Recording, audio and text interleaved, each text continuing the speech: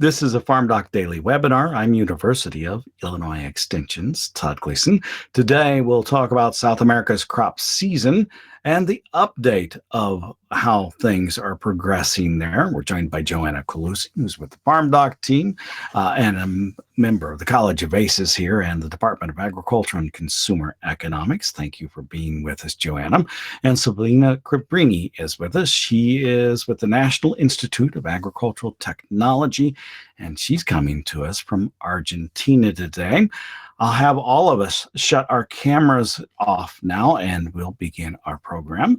So thank you all for being with us. And Joana and Silvina, if you can shut your cameras off. Joana, I'll turn the program over to you.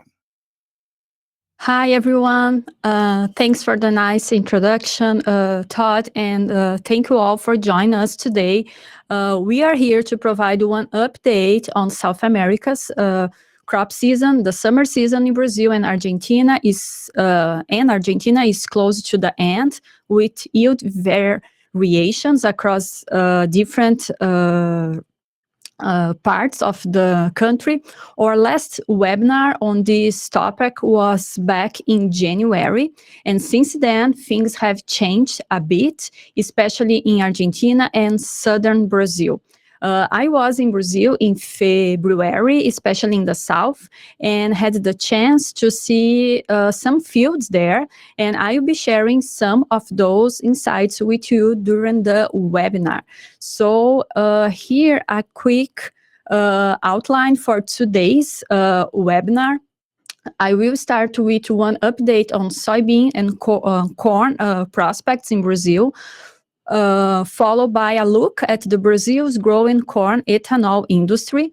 Then Silvina from Cabrini from INTA in Argentina will give us one update on crop prospects in Argentina. She's there now in Buenos Aires province. Thank you so much for joining us, Silvina. And we'll also touch on crop estimates in Paraguay, another key agriculture player in South America. And finally, we'll wrap up with questions. So feel free to send your questions using the box for that. I'll also remind you that we have some sponsors for the FarmDoc webinars. They include the TIA Center for Farmland Research, CoBank, Compeer Financial, Corteva, Farm Credit Illinois, FS Growmark, and the Illinois Corn Growers, along with the Illinois Soybean Association. Now let's continue with the crop prospects. We'll begin in Brazil. Joana? Yes, thank you, Todd. So let's start with crop prospects in Brazil.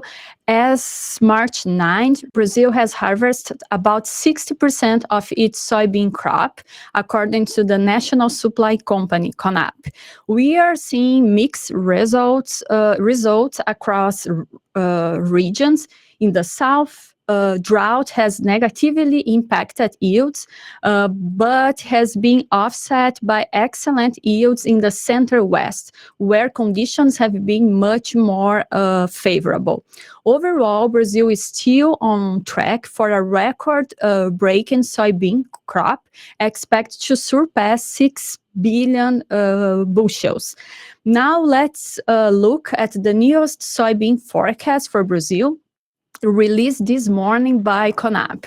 The numbers were revised up a little bit compared to the last month's report due to good yields in most regions of Brazil, bringing the forecast to over 6.1 billion bushels, a 13% increase from last year. It's also worth noting that CONAB's estimate is quite conservative compared to private consultancies, which are estimating between 6.2 and even 6.4 billion bushels. In this graph, we can also see the trend in soybean acreage in Brazil over the last decade. For example, 10 years ago, Brazil's soybean acreage was 82 million acres. For the current crop season, it's estimated at 117 million acres, a 42% increase. For comparison, U.S. soybean acreage has remained relatively stable. In 2015, USDA reported 84 million harvested acres, and for 2024, that number was 86 million acres, an increase of less than 5%. So just to give you some comparison related to the last decade in Brazil and the United States. So around 80% of the around 80% of the soybeans in Mato Grosso have been harvested, according to the Mato Grosso Institute of Agriculture Economics. Harvesting is now ahead of the historical average, which is impressive considering the delay caused by the excessive rains in the region. Overall, good yields continue to be reported across Mato Grosso, with only a few exceptions.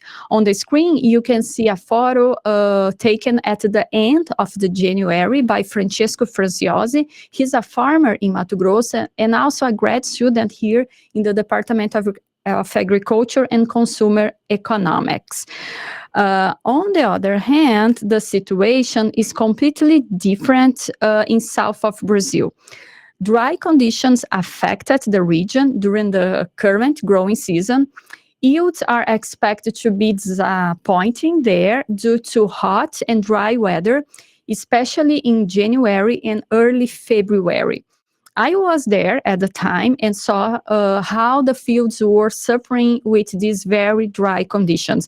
We had some days with the temperatures close to 100 Fahrenheit, so it was very hot and almost no rain during many days, many weeks actually. On the screen, you can see a photo taken at the 8th of February by Luiz Eduardo Guerck. He's an agronomist, farmer in Rio Grande do Sul, and research specialist in the Department of Crop Science here at the University of Illinois. Thank you so much, Luiz Eduardo, for sharing these pictures with us. Now, let's see a crop progress report directly from Brazil, from Luiz Eduardo's brother, actually, Carlos Gustavo Guerck. He's a farmer and also he's an agronomist in the south of Brazil, and he will share his insights. Let's listen to his report. Vou falar da situação das lavouras do Rio Grande do Sul, em sua maior parte. Meu nome é Carlos Gustavo Guerck, sou agricultor no município de Santa Bárbara do Sul, região norte do estado. E o Rio Grande do Sul vem passando por dificuldades climáticas. Tivemos 2 anos de estiagem severa, 1 ano de enchente e agora mais 1 ano de estiagem. Essa é uma das nossas lavouras. Esse material foi semeado metade de novembro. Ele não conseguiu se desenvolver, ficou com 55 centímetros de altura. Perdeu bastante folha do bacheiro, devido à falta de chuva, altas temperaturas. A ponteira acabou não se desenvolvendo. Um material que não fechou a entrelinha. Estimativa de produção em torno de 30 sacos por hectare. Relato de vizinhos que já realizaram a colheita de 15 a 20 sacos por hectare. É uma produtividade muito baixa, não paga os custos de produção. So his frustration reflects the broader reality in the state, especially in the north part of the state. We have good conditions in the south of Rio Grande do Sul, but the main agriculture area in the state is concentrated in the northeast. So, and like he said, the situation there is not good. And remember that less than 1 year ago, Rio Grande do Sul faced a terrible flooding in last May. So, and nowadays the state is having significant losses due to drought, so completely different situations.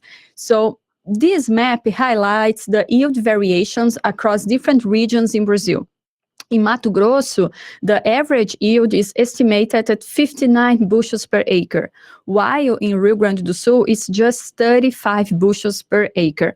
Another state hit by drought is Mato Grosso do Sul, in the central west, where the estimated yield is 44 bushels per acre. Looking at the map, we can see the green areas indicated excellent yields, the orange areas represent good yields, and the red areas show low yields. But despite this difference, the national average remains strong at 54 bushels per acre, marking a 8% increase if you compare from last year. So looking back a little bit at historical trends and comparing soybean yields in Brazil and the United States, we can see that Brazil's average yield per acre has been catching up. In 80s, there was a significant gap with the US national average soybean yield much higher than Brazil's, but that's not longer the case. Both countries have seen consistent yield growth over time, but Brazil's rate of increase has been stronger in recent years, closing the gap even faster. From 1974 to 2023, as you can see on the screen, the US average soybean yield increased by 0.51 bushels per year, while Brazil's average yield grew at a faster pace with 0.621 bushels per year. So it's important to say that soybean yields in Brazil have shown significant regional differences. Since the 70s, there has been no negative growth in yield trends overall, if you look all the country, although some areas in the south have shown trends close to zero. This weaker performance in the south is largely due to higher climate variability, especially in Rio Grande do Sul, where farmers are once again facing drought conditions this year. In contrast, the Central West region has been much stronger yield growth, mainly because of lower climate variability with well-defined wet and dry seasons. Additionally, larger farmer size in these regions, such as Mato Grosso do Sul, compared to the national average, allow for greater investments in new agriculture technologies. Technology adoption is higher in this region. So as a consequence, we have higher land productivity there. Another region gaining attention is Piba, Maranhão, Tocantins, Piauí, and Bahia. That's the name of the 4 states in the northeast of Brazil. There, cropland has been expanding mainly over pasture land, and while yields have been increasing, the region's relatively young crops may still have untapped potential. So there is a space to increase even more in this considered the new agriculture region, new agriculture frontier in Brazil. So anyway, overall, this gives us a broader historical perspective on Brazil's soybean yields. Now let's shift back to the current crop season and look at some global trade numbers. Brazil's soybean exports in 2024 reached 3.6 billion bushels, marking the second highest export volume in history. This strong export performance was driven by abundant supplies and a highly favorable exchange rate for Brazilian farmers.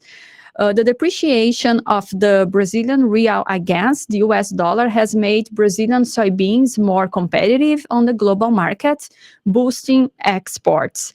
However, while a weaker real benefits exporters, it also raises the cost of imported inputs such as fertilizers and agrochemicals. Looking ahead, market expectations suggest that the Brazilian real will continue trading at around 6 reals per $1 in 2025, so keeping this competitive export advantage. We know that China is the largest destination for soybean exports from both Brazil and the United States. In 2024, China accounted for 73% of Brazil's soybean exports and 52% of U.S. soybean exports. Over time, China has consistently taken a larger share of Brazil's total soybean exports compared to the United States. China's share of U.S. soybean exports has been as low as 18%, as you can see on the screen in 2018, during the beginning of the trade war with China. China's share of U.S. soybean exports has recovered to around 50%, but has not returned to the 60% share that existed before 2018. We know that this week, China's tariffs on U.S. agriculture products officially took effect, and this could have big implications for global trade. So with these tariffs in place, U.S. produced soybeans become less competitive compared to those from other countries such as Brazil, Argentina. And we are already seeing some impact in Brazil.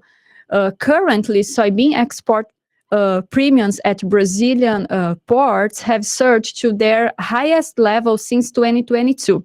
Right, remember, 2022, we had the beginning of the war between Russia and Ukraine. Right now, at the Paranaguá port in southern Brazil, the export premium for March 2025 shipments right now is being offered at 85 cents of dollar per bushel. So, in other words, Brazil is in a strong position to capitalize on these shifting trade flows, potentially reinforcing its role as a key supplier to China. So, we can discuss a little bit more about that during the Q&A session. I'm sure that we will receive some questions related to that. And one of the reasons that the Brazilian soybean exports could hit a new record in 2025 is also the tariffs. The forecast from the Brazilian Association of Vegetable Oil Industry projects that Brazil's soybean exports will reach 3.9 billion bushels this year. So we'll be watching the market and the possible implications of the U.S. Tariffs, especially in big producers of soybeans and corn like Brazil and Argentina. So let's see how much time I have. Let's move on to corn production and trade prospects.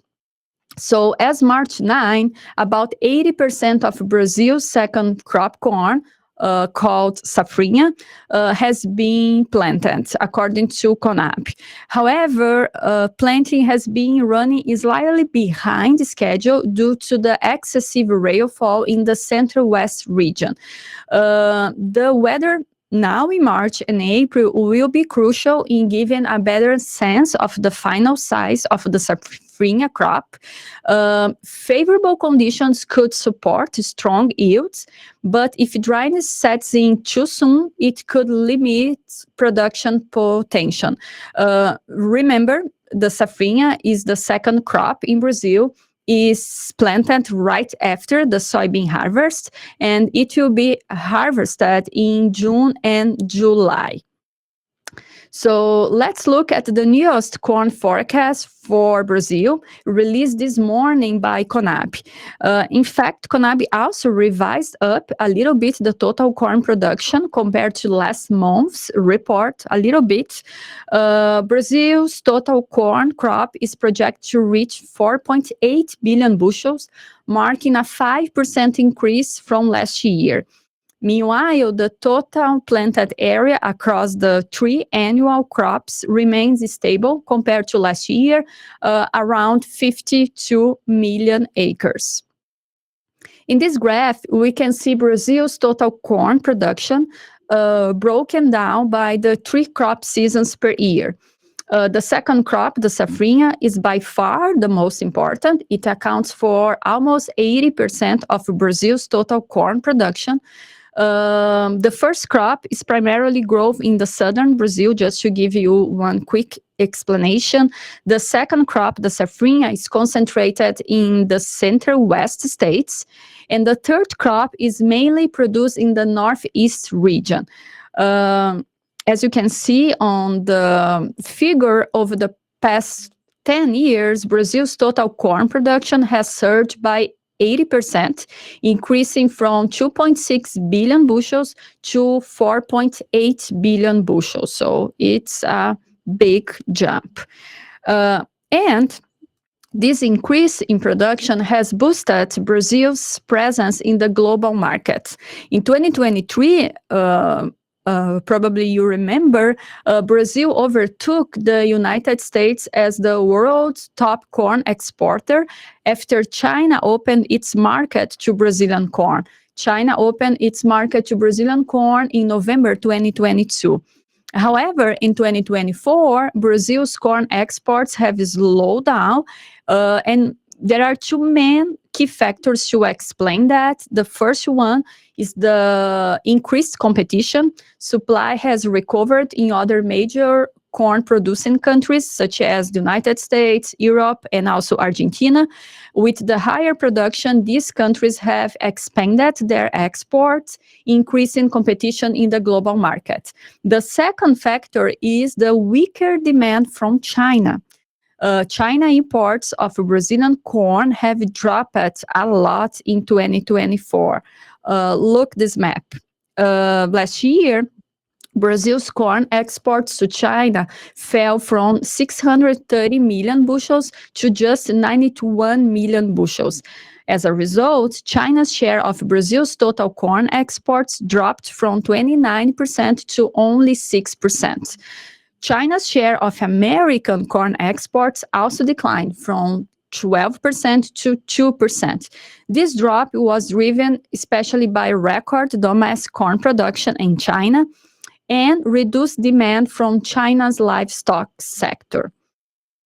So I have still 5 minutes, I guess. So let's take a quick look at the rise of the corn ethanol in Brazil, especially in the center-west region. Until recently, less than 10 years ago, I'm talking about, ethanol production in Brazil was almost entirely based on sugarcane, but that's changing. Corn ethanol plants have been increasing in the center-west, and today there are more than 20 ethanol plants using corn as a feedstock. Mato Grosso leads production with 70% of total corn ethanol, followed by Mato Grosso do Sul and Goiás, all of them in the center-west, where the safrinha is concentrated. And the new ethanol mills are being built with the flexibility to process either corn or sugarcane or just corn. By the way, the first corn-only ethanol plant in Brazil was built in 2017 by FS Bioenergy, a joint venture of Tapajós Participações from Brazil and Summit Agriculture Group from Iowa, one American company. With these investments, especially in the Central-West states, corn ethanol production surged from 80 million liters to 6.2 billion liters over the past 10 years. As a result, corn ethanol makes up nearly 20% of all ethanol consumed in Brazil nowadays, and 80% is still with sugarcane.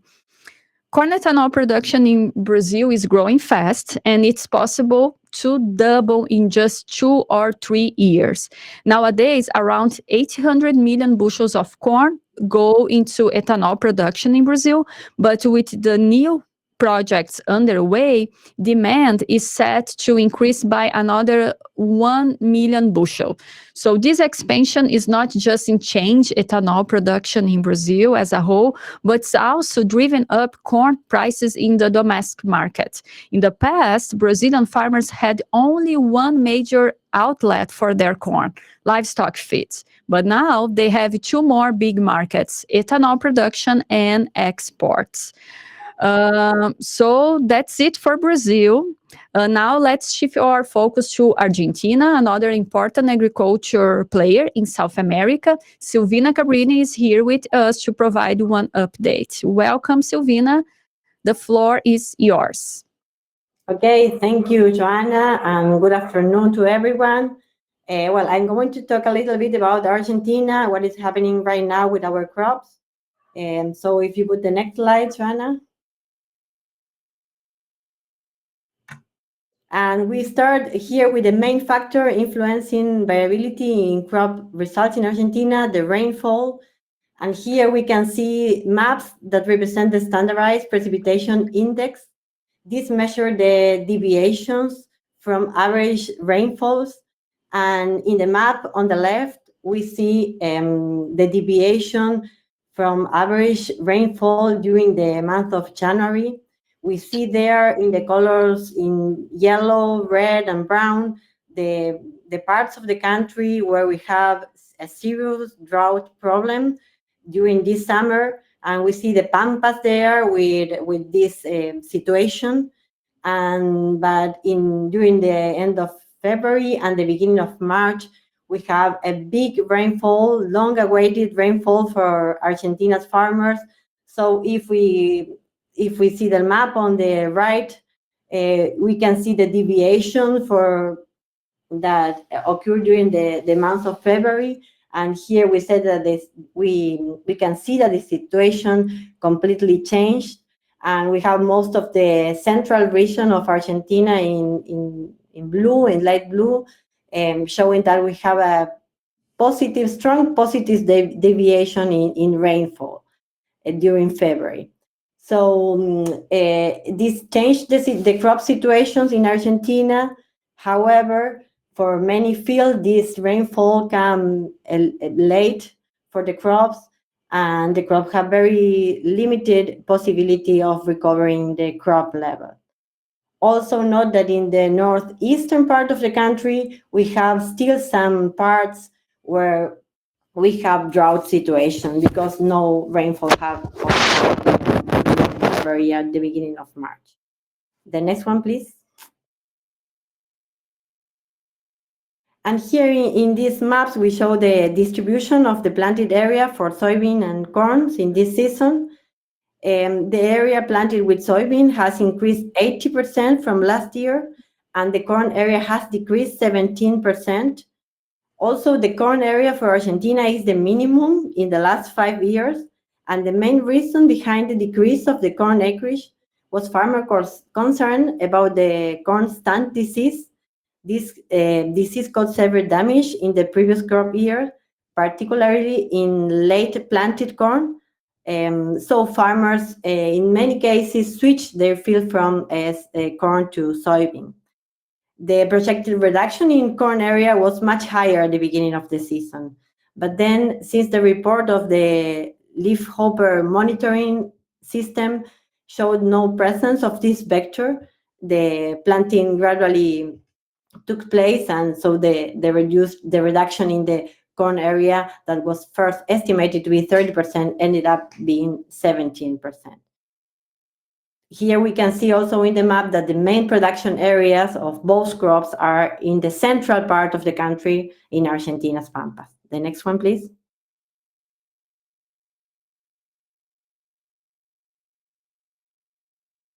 So talking about soybeans, 70% of the soybeans in Argentina, 70% of the production come from first season soybeans.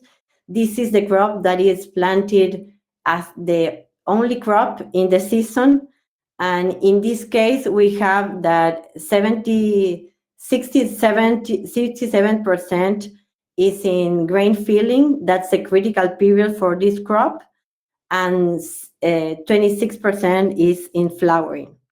While these soybeans that are filling their grains are growing in optimal moisture conditions now, and this brings the expectation for fields that are in good condition that will have more number of grains and more weight of the grains. There are also some fields that have limitations to recover due to the serious drought suffer in the summer, especially during the month of January.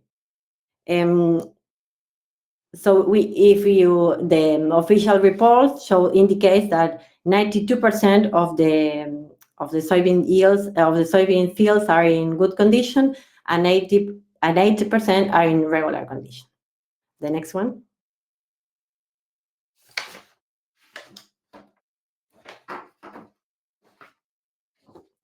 The 30% of the crop, the soybean production, comes from the second season soybean. This is the soybean that is planted after a winter crop in Argentina. In most cases, this winter crop is wheat.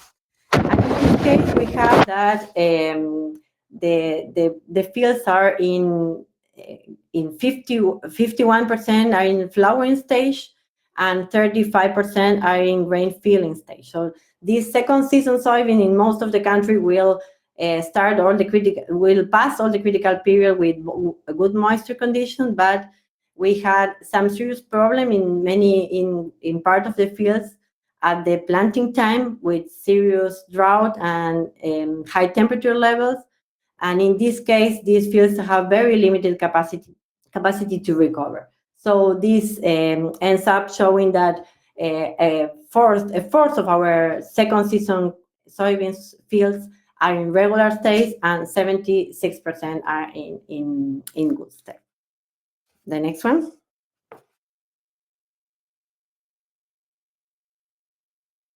Here are some pictures that I took in Pergamino last week when we were visiting the farms. We can see in the left first season soybeans.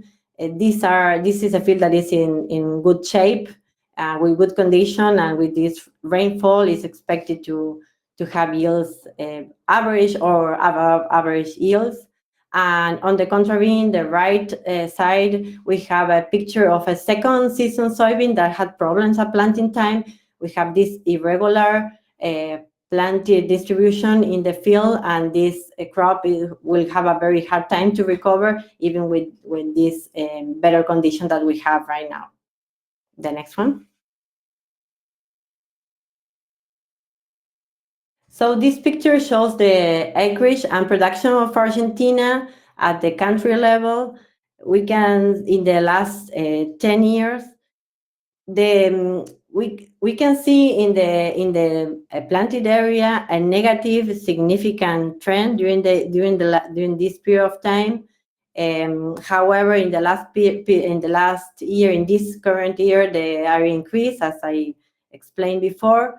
The trend is negative, and there's no trend in the production values. There we can see a lot of variability in this number, and the expected production for this current crop year is 1,822 million bushels. This is the forecast that it was released today by the Bolsa de Buenos Aires Grain Exchange. So this is similar to previous year. And as we said before, we have a higher acreage, but then lower yields are expected for soybeans. So we end up having more or less the same forecast production than the year before. The next one. For corn, we have some fields that have been harvested yet. These are early planted corn, 6.7% of harvest progress. And in these fields, the Rosario Exchange report that the yields are normal. We're having average values on this field, but still we have a lot of fields to harvest with corn. And with these last rains, the harvest stopped. So now they are waiting to the fields to get dry and continue the harvest. In this case, we have 25% of the fields that are on maturity, 40% in grain filling, and 24% in flowering. So some of these crops have this critical period that for corn is flowering during January, and they have suffered the water stress, and especially late planted corn are having the critical period with good moisture conditions. So in general, at the country level, the numbers said that 15% of the corn is in regular condition and 85% is in good condition. The next one.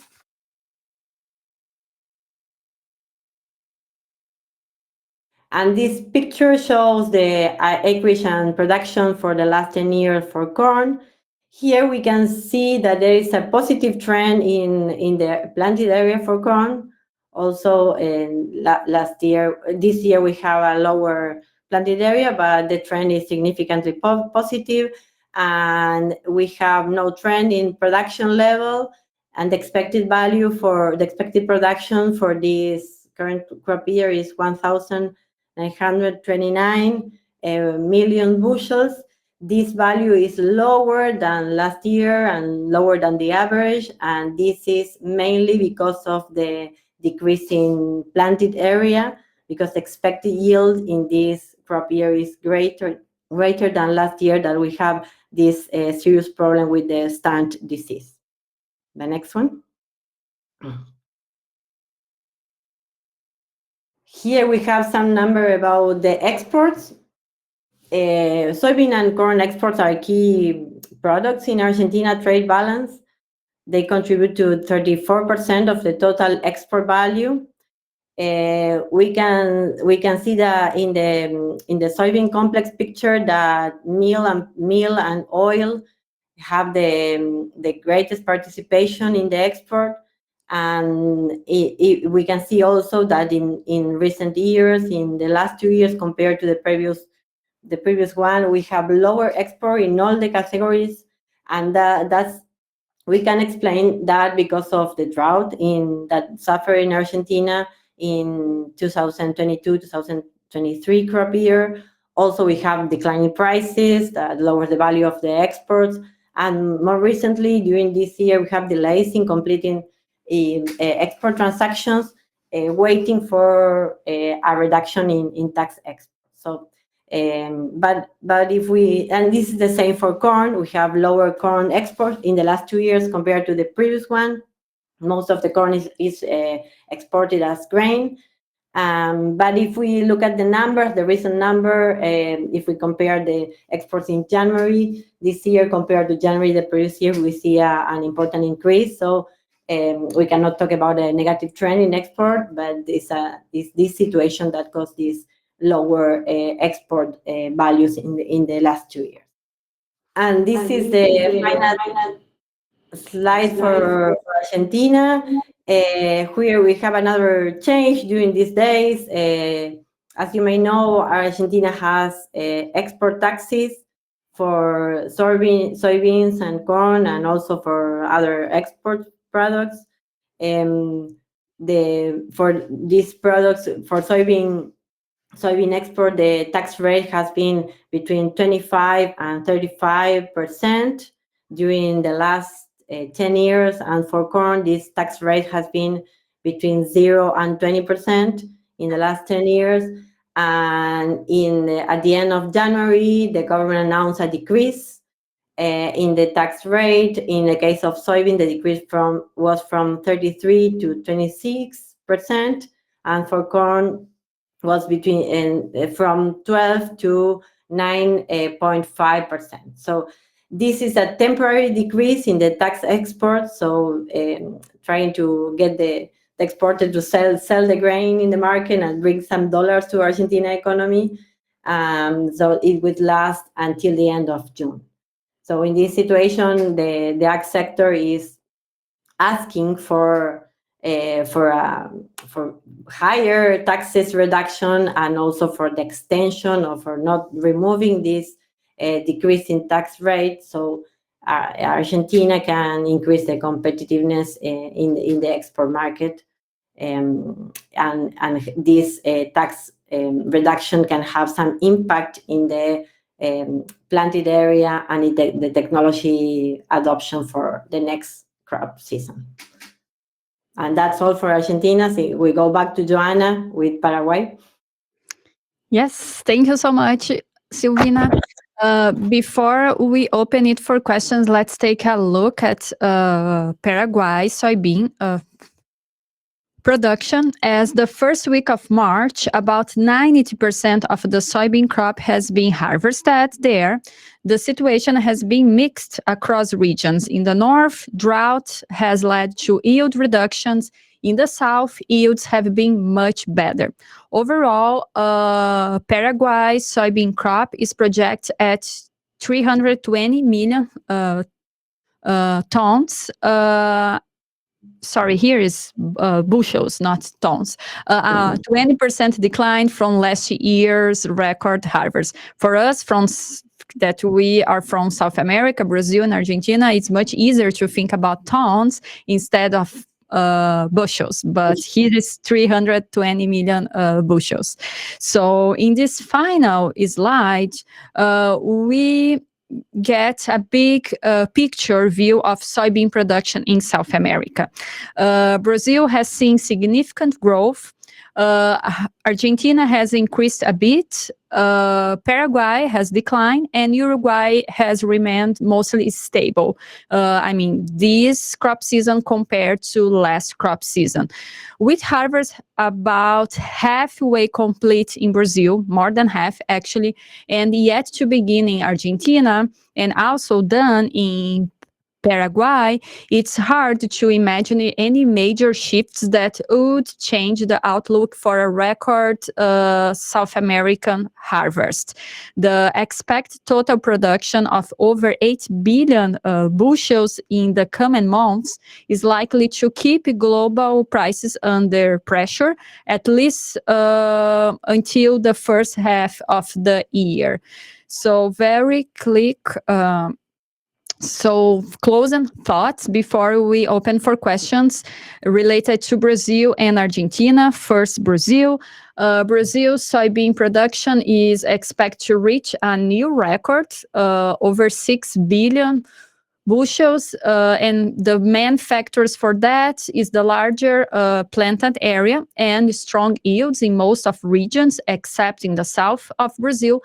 Corn production is also expected to increase. Remember, 80% of the corn production in Brazil is concentrated as a second crop. So far, the weather is positive, and Brazil could further expand its share in soybean and corn exports due to a new round of trade war between China and United States, and also another positive factor, at least for egg exporters in Brazil, is the depreciation of the Brazilian real against $2. It is good for exporters because their products become more competitive in the international market. Some closing thoughts related to Argentina. Silvina, please. Yes, the next slide. Well, Argentina's soybean production is expected to be similar to the previous year, larger planted area but lower yields, and corn production is expected to decline mainly due to a smaller planted area. In the case of Argentina, there's most of the fields is to harvest, yes, so maybe there will be some changes in the expectation, but that yields won't change that much from what is forecasted today. And in the coming years, lower export taxes and a stable economy could boost investment, technology adoption, and productivity, and export for Argentina. That is what, like, the ag sector is willing for the next crop season. That's all from us, Todd. Silvina and I will be very happy to take any questions you may have.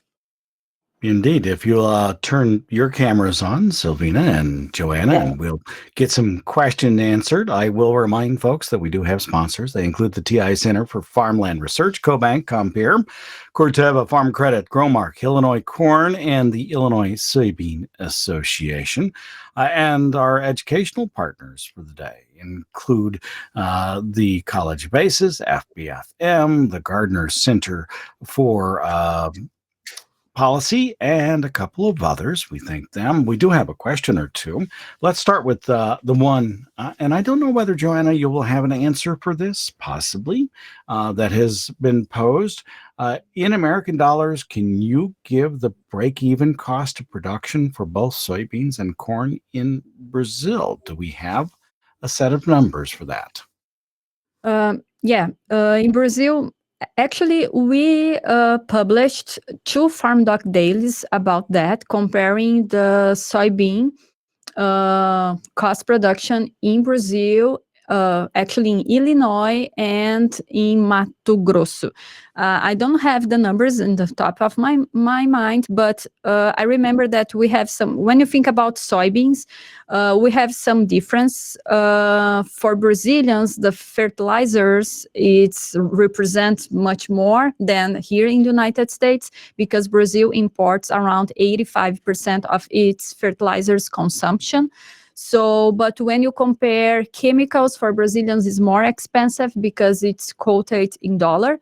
But when you compare seeds, for Brazilians is cheaper than here in the United States. On the average, you have it pretty similar with the soybean in Mato Grosso, at least comparing with Illinois, a little bit lower the cost production.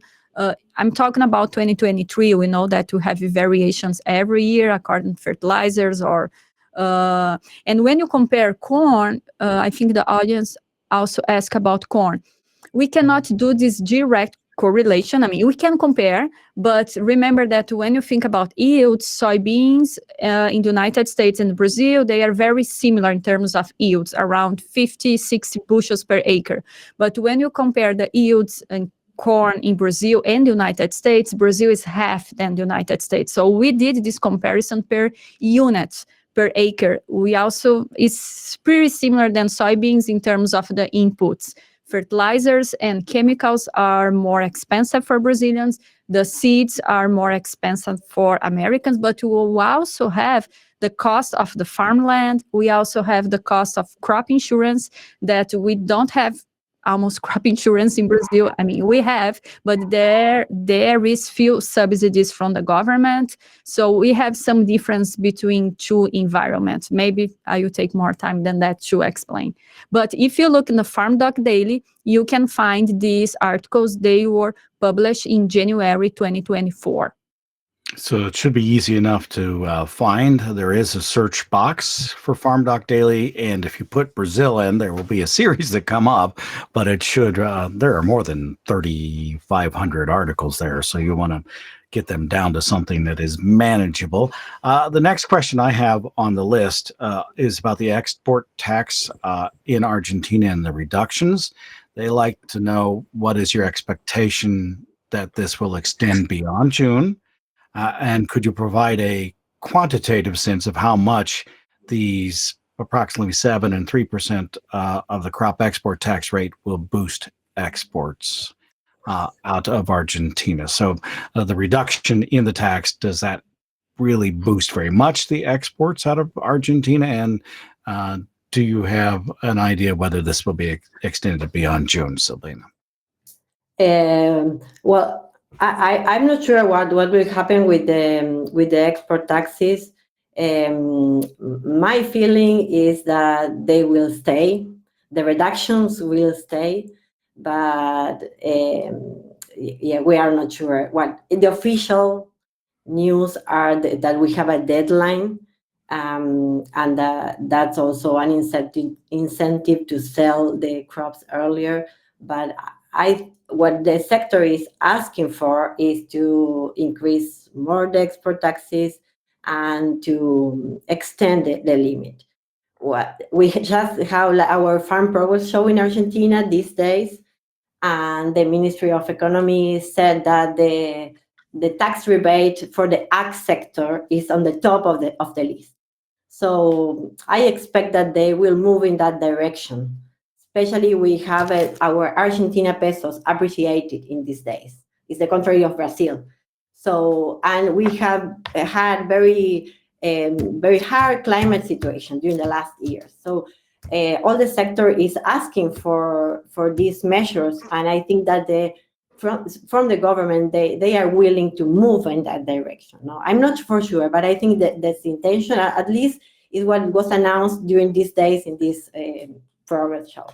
And with respect to the impact on export, there are many things happening together, in the export market, because other countries are also moving or announcing difference in tariffs. So it's hard to say what it will happen.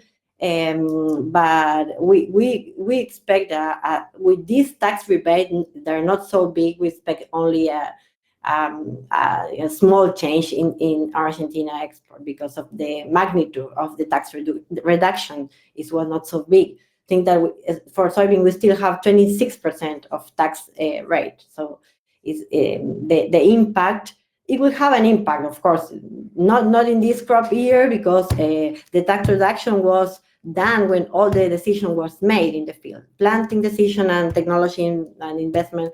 But in the next crop year, it will have an impact, but we don't expect that the impact to be very large, according to the magnitude of the tax rebate. Joana will stay in this same vein, but move to Brazil, where the president there tried to enact a soybean tax last year. They'd like to know whether that's a possibility in the future or not. I hope not. If you look the experience in Argentina, what's happened in the last decade, I would suggest for our president, don't do that. But we never know. I know that there is a movement at least that trying to put the export tax in the agriculture products. You can imagine in Brazil is the number one in soybean exports. Argentina is the number one in soybean meal and soybean oil exports. That's the reason that it represents a great revenue for the government. To be honest, I don't think, they can try. Who knows? We never know. But I hope not. If you look the all experience around, we'll see that that's not the best solution. Could be a good solution for the short term, of course, to increase the revenue from the government. But in terms of to keep the sector strong, is not the path to choose, at least in my opinion. I guess it will not happen. Joana, have you thought about what the expansion of production in Brazil might look like over just maybe the next 5 years, the near term, given the historical context of where it's been? Yeah, we know that expansion, when you talk about that, there are a lot of factors at play: land availability, also international market, the Brazilian currency, also the demand from China. But there are some projections that indicate that Brazil could increase, at least in the next decade, 30% of the production of corn and 20%, 25% the production of soybeans. If you look just the availability of land in Brazil, there is still new agriculture frontiers in the northeast of Brazil, in some parts of the center-west states. There is a study from the Embrapa that showed, and Embrapa is the Brazilian research corporation in Brazil, is equivalent to INTA in Argentina. And this study shows that there is a potential to convert 70 million acres from degraded pasture land into cropland.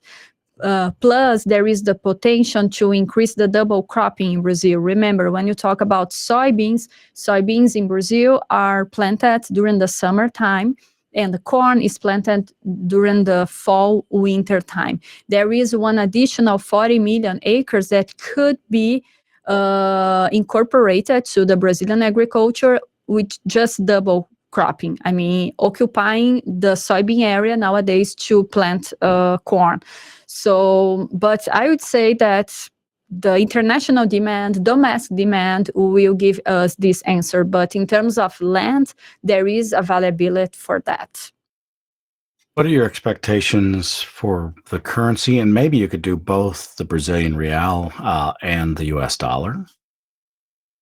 The expectations, the market indicates that the Brazilian real will continue running around 6 reals per $1 in 2025. Just to give you a comparison, 3 years ago, 4 years ago, the real was around 4.50, less than 5 reals per dollar. Nowadays, it's almost 6. So that's a historical number. I don't know in Argentina how the dollar versus pesos is going right now, Silvina. Now the peso Argentina is appreciating because there is a control exchange rate that is moving lower at a lower rate than inflation. So there is also this issue from the export sector that Argentina is expensive compared to the previous years. So this is another thing that Argentina needs to solve. It has been solving some problems of the inflation during the last month, but there's still this trade-off with the exchange rate that needs to be solved in the future. Silvina Cabrini is with the National Institute of Agricultural Technology. Joana Colussi, of course, is with the University of Illinois. You've been watching a FarmDoc webinar. Jim Baltz is behind the scenes. We thank him for being our technical director today, and for you for being with us as well. There may be at least one more question that we might want to get to before we leave you for the day. Someone asks they'd like to know if Brazil could have an opportunity to increase exports to the European Union now that they have implemented tariffs on U.S. corn. Tariffs not in place yet on corn, probably not until sometime after the 1st of April. And I don't recall exactly how large that tariff will be, but about 10% of U.S. corn exports do go to the European trading bloc. Is there an opportunity for Brazil to make a move into that area? Yeah, I was surprised that we have not received a question related to tariffs today. For sure, I think these tariffs will open a new window for Brazil to explore even the European Union and also in China. You remember 2018 when the trade war started? Brazil was not so much important in international market related to corn.